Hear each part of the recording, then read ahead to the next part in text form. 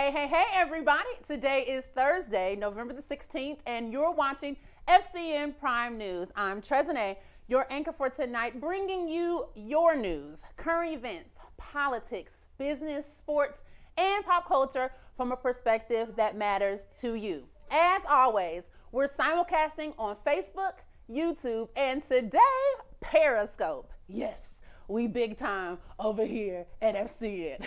So hello to anyone and everyone who may be watching FCN Prime News on Periscope. If you are a Periscoper, be sure to subscribe so that you can get notifications when Prime News is live twice a week.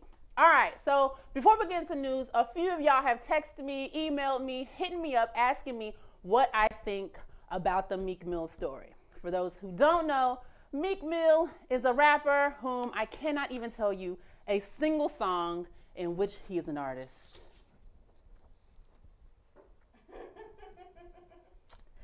All I know is that he appeared in court last Monday after a pair of arrests this year, one for popping wheelies on a dirt bike and another for getting into a fight that violated his probation from a 2008 gun and drug case.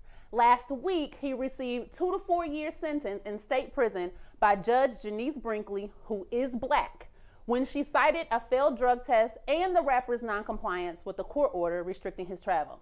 This is even after he was sentenced to 5 months in prison in 2014 after he violated his probation for performing out of state. People are protesting and rallying on his behalf, saying 2 to 4 years is too much time and crying out for changes in our criminal justice system. Other people are like, why are we rallying for this dude? Because he's a rapper? He's a perpetual screw up and needs to be in jail. I lean more towards perpetual screw up and needs to be in jail. Because that issue, having a complete disregard for the law and the terms of your parole or probation, should be separate and compartmentalized from any issues with the judge and what she's doing and anything with our criminal justice system. Plus, let's also recognize the elephant in the room.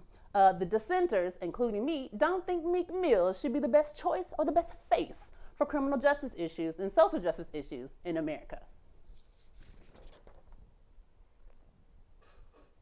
But I'm not going to give y'all the whole breakdown and analysis on that opinion for now. Tune in on Sunday for the next episode of Sunday Edition, and then you'll get to debate me then. With that said, subscribe to our YouTube channel. You won't miss out on any episodes on the Fifth Column Network if you subscribe. It's easy. Right now, if you're watching us on YouTube, just hit that subscribe button for me. If you're watching this on Facebook, click the URL in the video caption and it'll take you to our YouTube page. You don't have to worry about losing your place in the video because we're simulcasting live on YouTube too, and that link will take you right where you left off. Just hit subscribe. I'll wait for you to do it. I'm going to take a drink right here, and you can go ahead and do that. Ugh. Not that tasty. All right, on to our top story. Meet Jadu. He's a transracial man who was born white but identifies as Filipino. He even drives what he calls a tuk-tuk, an Asian-derived vehicle used for public transit in the Philippines. Jadu says he grew up enjoying Filipino food, events, and the overall culture. He says, and I quote, "I'm around the music and around the food, I feel like I'm in my own skin," he said. I watch the History Channel, sometimes for hours. Nothing else intrigues me more but things about the Filipino culture. And with that, presto changeo. Jadu is a part of a small but growing number of people who call themselves transracial. So, to sum this up, music, check. Food, check. And love of history, check. That's all it takes? Well, I eat Mexican twice a week. I love the movie Selena, which encompasses both music and a history lesson. So somebody hand me a sombrero, because mi nuevo nombre es Señorita Tresania, me gusta tamales. My favorite tweet on this story comes from Twitter user @Fatlip. She says, "Jadu? Jadount." I'm sorry, I find that to be so funny. But on a serious note, is transracial a thing? Can it really be a thing? Guess what? We're going to explore this topic on the upcoming episode of the Sunday Edition, and you not going to want to miss it. So, subscribe. Subscribe. Oh God, I have not been drinking, I swear.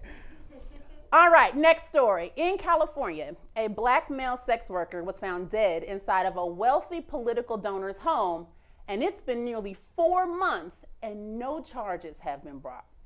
On July 27th of this year, 26-year-old Gilmore Moore was found in the bathroom of a West Hollywood, California apartment that belongs to Ed Buck, age 62. Moore was young, black, and poor. Buck is white, wealthy, and powerful. And while Moore's family is searching for answers, Buck has yet to speak publicly about the incident, and police have not charged anybody with the crime, even though, one, multiple reports have surfaced that Buck had a super fetish for sex with young black men. Two, even after a number of young black male sex workers have stepped forward with apparent photographic evidence that Buck was one of their clients.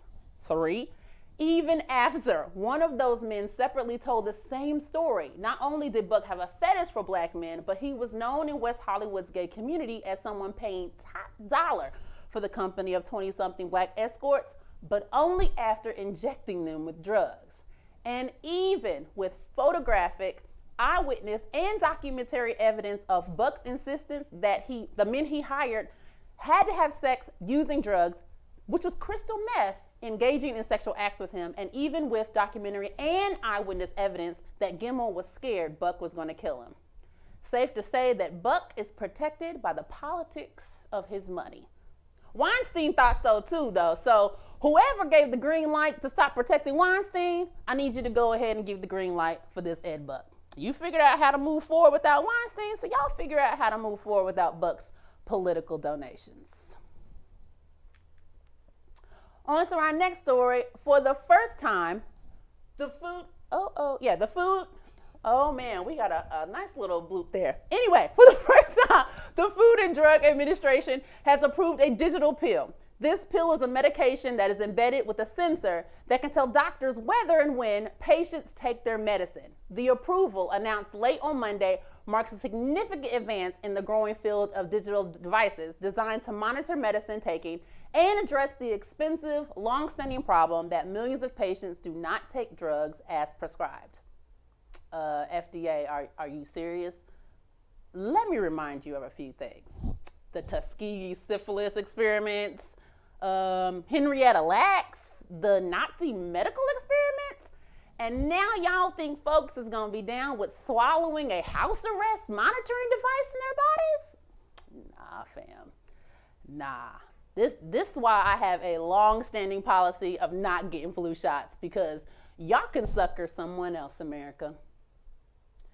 Now, y'all know that I'm going to always keep you guys up to date on what's happening with President number 45 and his efforts to get his butt out of office. Well, 4 members of Congress held a news conference this week introducing articles of impeachment targeting President Trump. Representative Steve Cohen, Democrat from Tennessee, Representative Luis Gutierrez, a Democrat from Illinois, Representative Al Green, a Democrat from Texas, and Representative Adriano Espaillat, hope I said that right, a Democrat from New York. They presented the articles of impeachment. Their evidence? 2 fish and 5 loaves of bread. I'm not kidding. Here's what they came to the table with. 1, obstruction of justice regarding the Russia investigation, particularly the firing of FBI Director James Comey. 2, conflicts of interest in his business dealings, both foreign and domestic. 3, undermining the independence of the judiciary and Congress. And number 4, undermining the freedom of the press. That's it? That's all y'all got? See, this is why I have the unpopular opinion that a legal education of some kind should be a requirement for being a legislator. You think you gonna force the hand of a Republican-controlled Congress with them evidentiary crumbs? You think you gonna convince your Democratic comrades to draw lines in the sand with their Republican colleagues with that?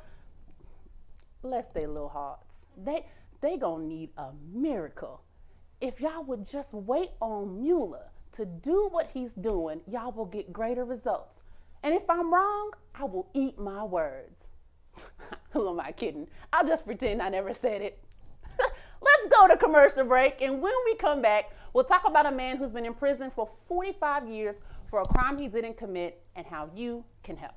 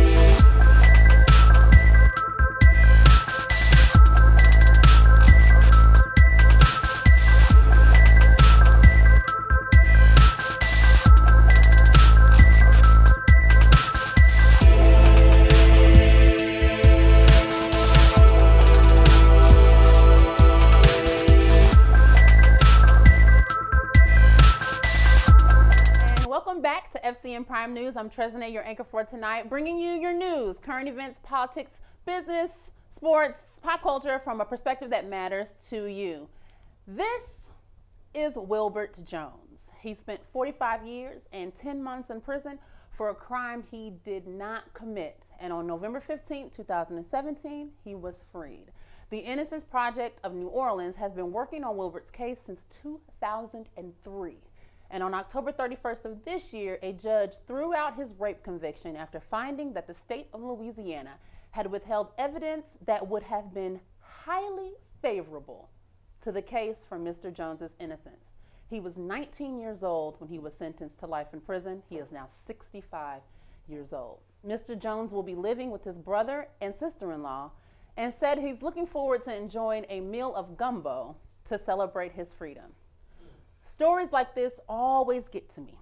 My law school thesis was on the Innocence Project, and my research sought to determine what is the monetary value of our society that places on post-conviction innocence.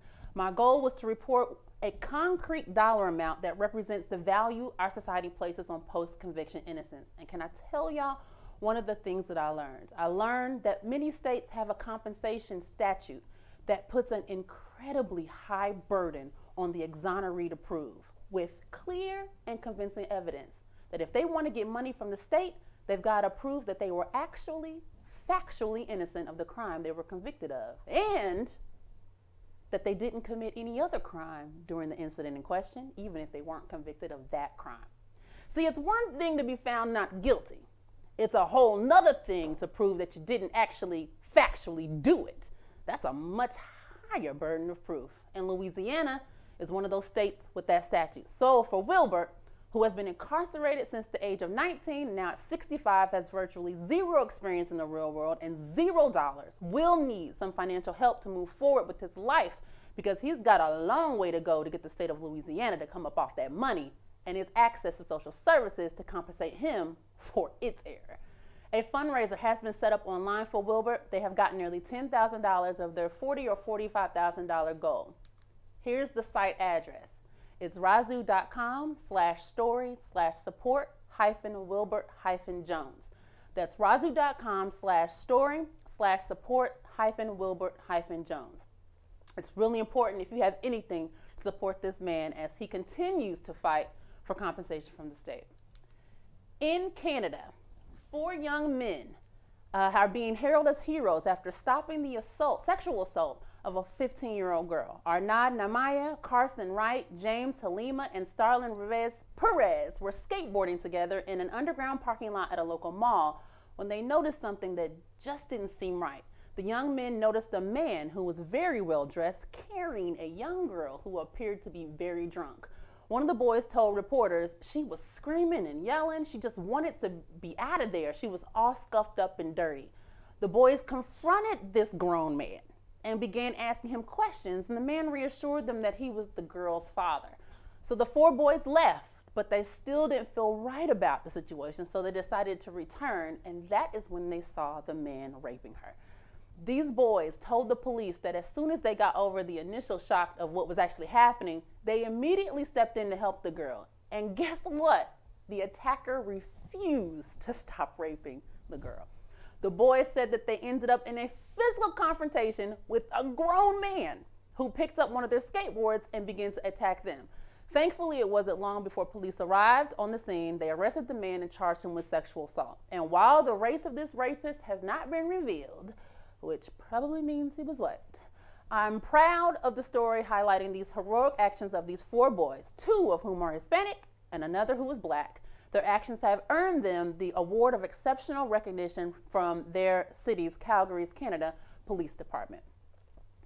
In my final news story tonight, the dirty and downright offensive game Cards Against Humanity is back with another stunt, and this time they are taking aim at Donald Trump's campaign promise. The company announced its holiday promotion on Tuesday called Cards Against Humanity Saves America. Essentially, the company purchased a plot of land on the United States and Mexican border, making it extremely difficult for Trump to build his expensive border wall, which the U.S. taxpayers are supposed to pay for.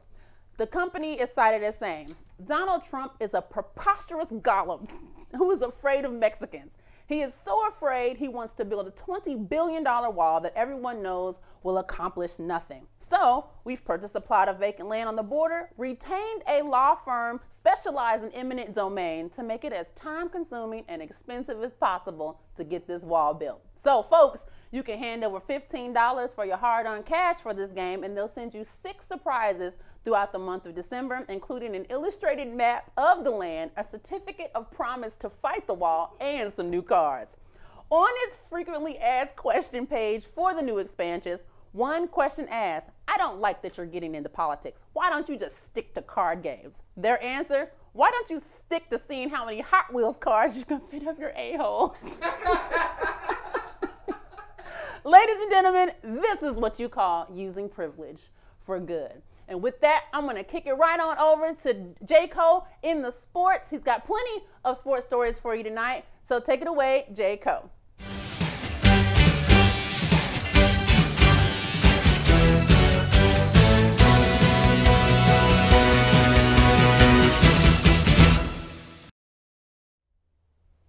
And welcome back. This is J. Cole. Follow me at J. Cole Is It with tonight's Prime Sports. I don't know if I have that many stories, but we'll see. Maybe I can make up a couple in the meantime. But in my first story tonight, hashtag balling out of control. The eldest Ball brothers not doing so well. They've been taking L's. First of all, Lonzo Ball, NBA rookie, has not been shining too bright in recent games. His shooting percentage is way down in his most recent game against the Philadelphia 76ers. As you can see, Joel Embiid on his way to 45 points, 15 rebounds, 7 blocks, 7 assists, 7 blocks, 7 assists against Ball and the Lakers. And then he trolled Ball a little bit after the game with a tweet talking about, yeah, he just needs to exercise a little more patience. So, you know, throwing shade there. Lonzo, I don't think he's a bad player. I think he got hyped way too much, and now he is feeling that pressure. Can he redeem himself? I don't know. His brother. Oh, but before I go there, I actually had a story related to this. There was Stacey Dales, who is an NFL Network correspondent, put out a tweet, and she said, I know it's early, but early happened to him. Lonzo Ball is the most overhyped player I have ever seen. May he catch his stride. So she said, hey, you know, he's overhyped now. Maybe he'll get into his groove. Someone decided to say, I'm not even going to call this dude's name out, Bella something. Stick to NFL, please. Well, as clapbacks go on Twitter, Ms. Dales came with a good one. She said, I played basketball for over 25 years in the WNBA. In the Olympics, I'm a 2-time first-team All-American out of Oklahoma. They retired my jersey. Stick to remaining silent. Yikes. He didn't, though. Of course, he tried to clap back. Warren Sapp, a former NFL player, came at him. He was like, oh, one of my favorite players tweeted me. I appreciate it, man. And Sapp's telling him to shut up. He's like, oh, free speech, da-da-da. You know, but obviously he lost this battle with Dales and Sapp because he was wrong on that. I'm tired of people tweeting, saying stick to this. And even as Tresnay just brought up on another story, like, you know, you should just do this. Stick to playing board games, not politics. Stick to this sport, not politics. What do you stick to? Tell me what you stick to. You stick to one thing in your life? I don't think so. You probably can't even stick to your job. You can't stick to your girlfriend. Come on, Bella. Hold on, before you move, though. Yes, go right ahead. Got a comment from inside the studio. Yeah, inside the studio. Hey, how you doing? The Revolution here. Long-time viewer, several-time talker. Yes. Yes, I'm here with the Reggie Mathis, and we've got a lot to say. Yeah, we have a lot to say. Oh, please add to sports stories. Do you really believe LeVar Ball is the most hyped? You mean Lonzo? Lonzo. Do I believe? No, I don't. No, of course not. LeBron James was driving Hummers at the age of 17. He's not the most hyped, but he is the to most be fair, infamous. She said overhyped. Do you think LeBron was overhyped? Yes. Okay. Yes. Okay. He just lived up to. He lived up to it. Absolutely. Let me. Here's some things, right? Okay. Let's go. We're changing formats tonight, folks. Go ahead. Kobe Bryant. Overhyped. Definitely. What was old boy that did not pan out? What, the point guard from New York? Oh, Telefero. Sebastian. Sebastian. Oh my God. I mean, he actually was on the cover of Slam and Sports Illustrated with LeBron, and and one of those guys definitely made a career. One did, one didn't. Which guy made the career? Yeah. Well, I'll tell you what. I agree that those guys were hyped, but isn't the whole definition of overhyped being that you don't follow through on it? Well, she did say it was early. She did qualify so that. You can't be. Go ahead. If overhyped is a symptom of you not following through, then isn't it too early to say that he's overhyped? It is, and she actually said that. She said, "But I'm gonna be early." She made that comment. so I believe she was wrong then. I also believe that she was wrong, but she wasn't completely off base, and his response was so. Gotcha. Okay. gotcha. So that's my story angle. But I appreciate that input because you guys are right. I wouldn't say he's the most overhyped. I would think that there are even – because most of the hype came from his father and not from the media.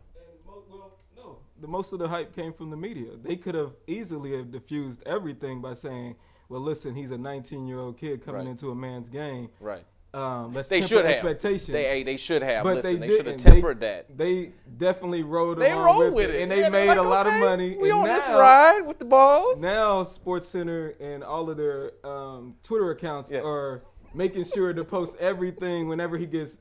Whenever he does a bad defensive possession, they're enjoying it. Like this is my favorite pick right there. That's the media for you. But actually, just to be fair, Joel Embiid posted that picture. He did.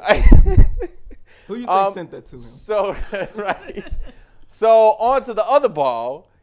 He was, I would say humiliated. Maybe not. But this man was basically forced to thank Donald Trump.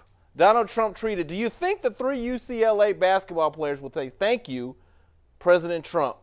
They were headed for 10 years in jail after they were caught shoplifting on a trip in China." Well, Ball did actually say thank you in a press conference to Trump. That could not have been easy, but I do hope that was a humbling experience for the young man. I hope it was a lesson to never, ever steal again. I think maybe if I had got caught, I probably would have stopped stealing because I was a booster back in the day, probably around Langelo's. But I never did it in China. To be fair, I never did it in a communist country. Speaking of communist countries, hey, how about that transition? Russia. Today it was announced that the World Anti-Doping Agency, WADA, is going to recommend or has recommended that Russia's anti-doping organization is not compliant and that they will not be officially able to participate in the next Winter Games in Pyongyang, South Korea. It's not up there, but I think that's where it is, Pyongyang. So the Russian team, unfortunately, they can participate. However, it will be under a neutral banner. Russia could be barred from the Winter Olympics in 2018 after World Anti-Doping Agency declines to lift the suspension of Moscow's national anti-doping body. And WADA itself tweeted about what they found and what their recommendation was. And then, unfortunately, President Putin is saying that he's just going to boycott completely. He's claiming, of course, that they are compliant and that there is no doping. Yeah, right, just like they didn't interfere with the election. I'm sure President Trump believes him. And in other news, my favorite story of the night. For the first time ever, Africa will be represented in the Winter Games in the bobsledding category. First time for men or women. The Nigerian women's bobsledding team. I'm going to try these. No, I'm not going to try the names. These three women, the names are there. I want to be respectful and not butcher those names. So those three women, this is the woman, she is the driver, they are the breakers, and they actually have qualified for the Winter Olympics. This is a huge deal. They are extremely excited. These women are fierce. I just want to comment once. They are beautiful women, but that's not obviously why they made it. They are talented bobsledders, and we wish them the very best in competing in those Olympics. Good job. Good job. Absolutely. I'm excited. I'm going to be cheering for them to win. I know a lot of people are. It represents a lot. It represents dedication, hard work. To think of something that you just had pretty much no access to growing up in snow, and being able to translate that into participating in a sport and being on the Olympic level is pretty big time. So congratulations to them. We do have a tweet from @Chabongwu_N, #winter is coming. Congratulations, ladies. You did it. You made history. And that is all. Those are my stories. Yeah, I bet. Thank you all for viewing FCN Prime and the sports. And we will go back. Was that in the mic the whole time? So somebody comes today without no stories, and they feel like they could just sit on the sidelines and throw shade all night. Okay. Hey, I can have stories now, my nigga. Like, that ain't no. And now, back to Chesney. Thank you all for light it up. We get into sports. What's happening? Am I on? Yes. Lord have mercy. This is one of the best networks you will ever find in the history of ever, never, ever. All right. All right, so listen, that's all we got. I hope you enjoyed the show today. We had a good time delivering these stories for you. Stay tuned, 8:30. You know what's going to happen. Starlet K. Mathis, who's in the studio right now, she will be on with the pregame show. What do you call it? Scandalous? The Scandalous Scandal pregame show. And I hope she get real scandalous tonight and talk about how whack this final season is. I can't take it anymore. Anyway, stay tuned for. Oh wait, what's happening? Hey, make sure that y'all watch the Sunday edition this week. It's gonna be off the chain. Am I doing something wrong? I didn't know you could break the. Subscribe on YouTube. Right, Subscribe on YouTube. Like, it's gonna be crazy Sunday. It's gonna be crazy, fam. Everybody else want to get on camera? Yeah, Come on. What's up? What you got in that cup, homie? Vodka. Sorry, I wish. Sorry, not sorry.